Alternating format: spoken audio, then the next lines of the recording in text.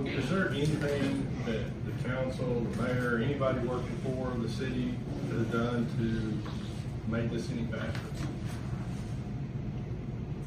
No, I don't know what it would have been. I honestly don't. I mean, the next presidential budget that was, or the next federal budget that was available for request after that, that fall of 22, when it really got all the media attention and community attention focused on it, was the budget that the city was included in. And so, that being the quickest path, the cheapest money, I don't know what you could have done.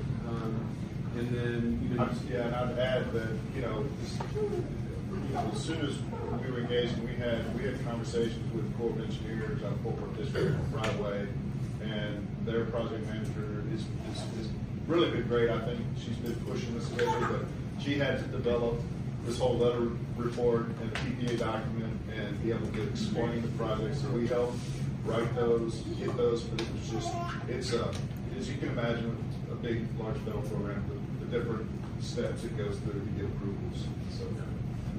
And I didn't mention, speaking of positive or significant things, in the course of this, there was also a major government shutdown and there was major staff reduction that reduced staff at EPA to review all this stuff. So the timeline for a lot of folks involved in this process was kind of stretched out there. Didn't they also fire the EPA director and start changing a lot of the rules? It changed with the new administration. One of the people that we got a hold of before she was Senate confirmed was the person who is over the wastewater program at the EPA. That's what helped your the waiver kind of go through.